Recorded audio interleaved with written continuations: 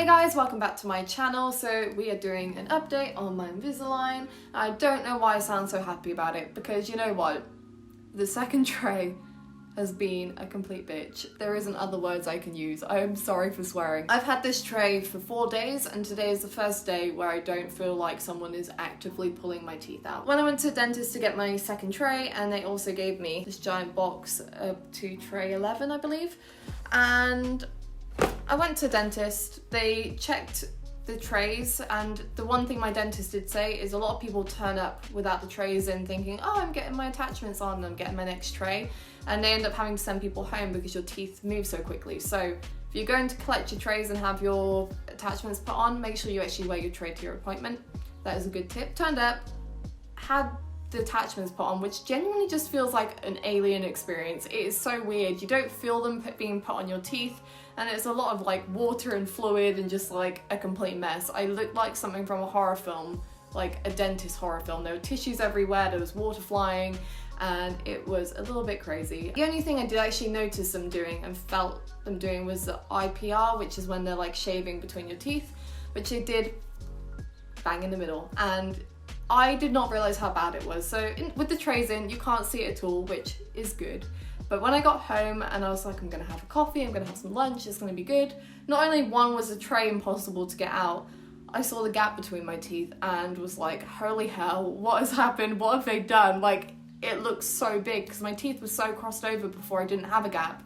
And now I have this giant gaping Grand Canyon sized gap in my mouth, which was a bit of a shock.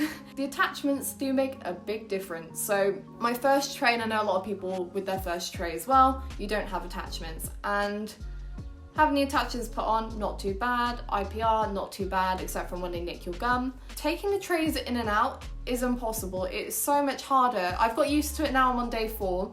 You have to really get used to it and make sure that you're pulling from the inside rather than the outside of your mouth. Before tray 1, I could just go doo, doo, and they were in, out, super easy. But now I feel like it's almost like my tray is too small for my top teeth, and I have to really maneuver it to get it in place, and it does feel like my teeth are being crushed.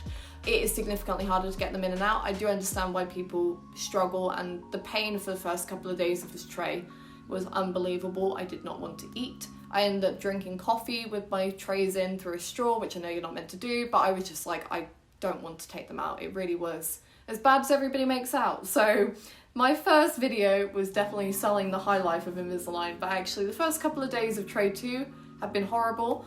I feel okay now. I can get them in and out easily and pop them in pretty much without a mirror. I do have to kind of like think about where my teeth are and where the attachments are. I do have a lot of attachments, which probably makes a big difference in terms of like the ease of being able to get them in and out. So I have 21, which is probably on the higher end. They're not as noticeable as I thought, but when you first get them, you kind of are like, holy hell, what is this on my teeth? Like, everyone can see it and it's awful, but like, you can't tell. Right now, you can't tell. So as long as you know, you're keeping your distance from people and wearing a mask, no one will ever be able to tell you have Invisalign. The lisp is still a bit there, but I definitely think it's disappeared from the first tray.